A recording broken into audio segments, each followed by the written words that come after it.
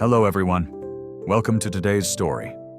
The night smelled like rain and uncertainty. The storm in Mai's plan had barely passed when another one, colder and quieter, began its descent, straight toward Alex's company. In the dim garage of B3, the world narrowed into metallic echoes and a man holding a crumpled contract under the pale glow of a single bulb. Tuna's cream-colored motorcycle cut through the storm. She didn't stop to think. She just rode. Her jacket clung to her shoulders, her breath fogged inside her helmet. And when she found him, the air between them stilled. Alex sat in silence, eyes lost in the maze of figures and signatures that once defined his life. She opened the car door, her hair dripping rainwater, and said nothing. Instead, her arms spoke first. She drew him into an embrace, firm, trembling, real. For a moment, he wasn't a company, or a balance sheet, or a collapsing empire. He was just a man breathing in the scent of wet leather and safety. Outside, the rain whispered on the roof like a quiet metronome. Inside, something fragile began to realign. Don't forget to like and subscribe. The truth is just beginning to unfold. The paper slipped from his hand like snow falling on asphalt. Soundless, inevitable, Alex leaned back, staring at the fogged window. The contract lay on the floor, a monument to the collapse that was already underway. Tuna reached for his phone and whispered, "Breathe." Her voice was steady, the kind that could rebuild a person. She set a 2-minute timer, interlaced her fingers with his, and together they inhaled, exhaled, until numbers no longer mattered. Then, softly, "Your mom texted me. She said you were here. She said the bank called." He nodded. His voice scraped against the silence, rough like rain on steel.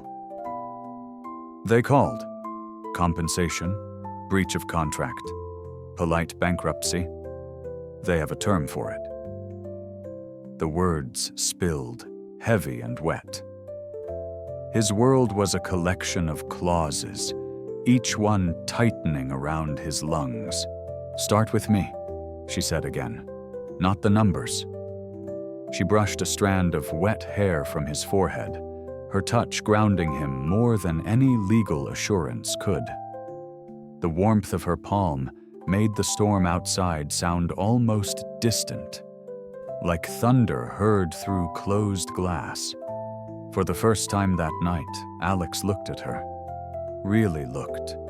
The raindrops on her eyelashes glimmered like constellations, a map to somewhere he had forgotten existed. "If I lose the company," he murmured, "I'll lose everything." She didn't answer.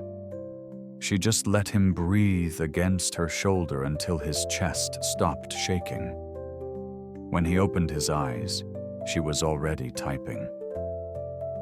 "Show me the contract," she said. "Let's find the truth, not the fear." The next hours were a rhythm of quiet urgency, screens glowing in the dark, files opening like wounds.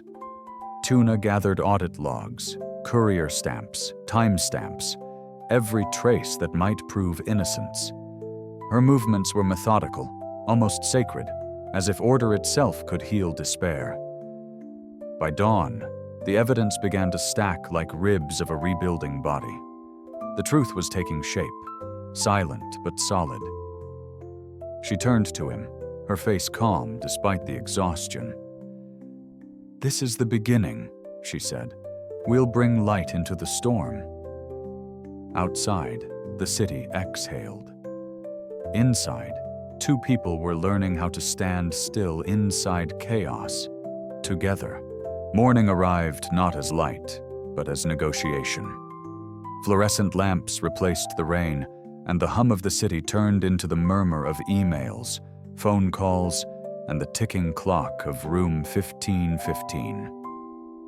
The contract lay on the table, reflected in the glass walls like a third witness. Alex's face was pale but firm. Tuna stood beside him, her hand resting on the edge of his sleeve, quiet but unwavering. "Thank you for taking the time, Alex," the opposing lawyer began, voice polished, almost rehearsed. "A public apology, just a brief acknowledgement, will stabilize the market." Alex's lips barely moved. "We will not apologize for things that never happened." The temperature in the room shifted. The silence was thick enough to hear breathing. He opened the folder, every piece of proof stacked with precision.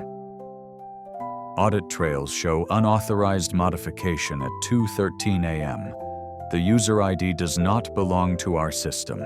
Courier logs confirm delivery within grace period. Emails ignored by your team are time-stamped. Facts, not fear. A flicker passed across the lawyer's face, a ripple of calculation. Tuna leaned slightly forward, her hands resting on the table like anchors. The rhythm of her breathing matched his, a reminder that storms can be survived by synchronization. "If you refuse to apologize," the voice from the speaker warned, "we'll notify your lender." "Our lenders," Alex interrupted, "have already reviewed the evidence. Mediation begins now, or we file for injunctive relief." The silence that followed was the purest kind of sound, the sound of truth filling a room. Across from him, the other side faltered. The mediator cleared his throat, eyes darting between screens. "Both parties will exchange evidence. 10 business days for forensic confirmation." Alex nodded. The document was already prepared. When the call ended, the room exhaled. The clock no longer felt like a countdown, more like a heartbeat. Tuna smiled faintly, brushing her thumb along the edge of his palm. "You're breathing," she said softly. He looked at her, the same woman who had found him in a basement, who had taught him that silence could heal. And at that moment, everything changed. The storm didn't end with the verdict. It transformed. That night, after the call, they returned home under a drizzle that hung in the air like unspoken words. The city shimmered in silver mist. At his mother's apartment, steam rose from the pot like forgiveness finding its form. "Soup," she declared, ladling warmth into trembling hands. The scent filled the kitchen, wrapping around them like an old melody. Alex tasted the broth, and something inside him unclenched. Beside him, Tuna smiled, not the triumphant kind, but the one that knows endurance is victory. Across the table, his mother's gaze lingered on them both. "Thank you," she whispered, and in those two words, a lifetime of faith gathered quietly. When they returned to the office, the fluorescent lights no longer felt cruel. Files lay in neat rows, the evidence now a bridge instead of a burden. Tuna moved with quiet precision, drawing the blinds, checking the speakers, setting pens straight. He realized every act of care she performed was a small defiance against collapse. "Sleep is a strategy," she reminded him. He laughed tiredly. "You make strategy sound gentle." She tilted her head. "You taught me niche markets. I just repurposed it for survival." He smiled for the first time in weeks, the kind that reached his eyes. Later, as the night deepened, they worked side by side until the building emptied. The world outside was silent, except for the low hum of ventilation and the click of cooling machines. Tuna reached across the table, touched his hand. "Let's go home." He hesitated. The city felt fragile, as if one wrong breath could shatter it. But she pulled his sleeve, and the decision became easy. Downstairs, the cream-colored motorcycle waited beneath the streetlight, gleaming like a small moon. She put on her helmet. He followed. "Take me with you," he said. She laughed softly. "It takes two people to balance, one to steer, one to hold on." The engine roared. Rain turned into mist. Each red light shimmered like memory, each turn like forgiveness. The world became a slow-moving reel, two silhouettes framed by glistening asphalt. At the dormitory gate, they stopped. The silence between them was tender. "Time it again," she said, smiling. 10 seconds. They counted together. 10, 9, 8. Voices dissolving into the hum of streetlights. At 0, they said nothing. Silence completed what words could not. "Text me when you go to bed," she whispered. "As long as you stay under the eaves," he replied. "I'll sleep." They kissed, a soft, clean sound, like air rearranging itself around meaning. Then she turned, disappearing behind the dormitory door. He stood there until the light changed from motion sensor brightness to evening calm. For the first time since the storm began, his heart didn't race. It beat, steady, unafraid. Upstairs, in the conference room that would hold their mediation at dawn, the future waited, not as a threat, but as something to meet eye to eye. Outside, the rain had stopped. Inside, they had already crossed it. Morning returned, gentle and precise. The sky carried a deep, steel-blue calm, the kind that follows storms when everything fragile has already fallen away. At the office entrance, Tuna was waiting, her hair still damp, her light blue collar pressed neatly against her neck. The moment Alex saw her, the weight he had carried began to dissolve, quietly, like mist meeting sunlight. Inside the conference room, the mediator's voice echoed through the speakers. "Let's begin." The opposing committee's thumbnails glowed across the screen, calm, professional masks. But Alex's eyes were clear now. He no longer flinched from their gaze. He spoke slowly, voice unwavering. The user ID at 2:13 a.m. was unauthorized. The supplier's contractor modified the file after hours. Here are the logs, signatures, and timestamps.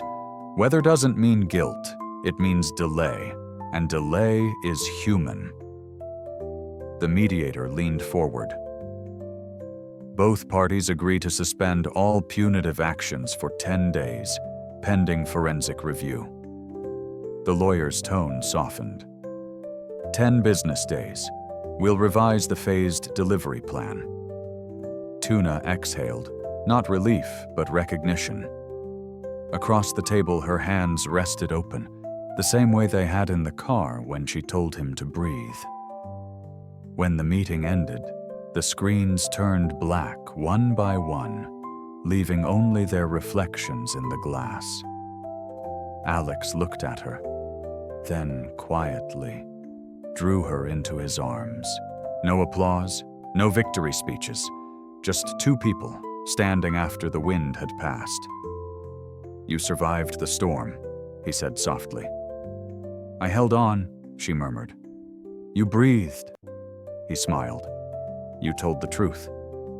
They turned to the window. The city below shimmered like a wet painting, silver and soft.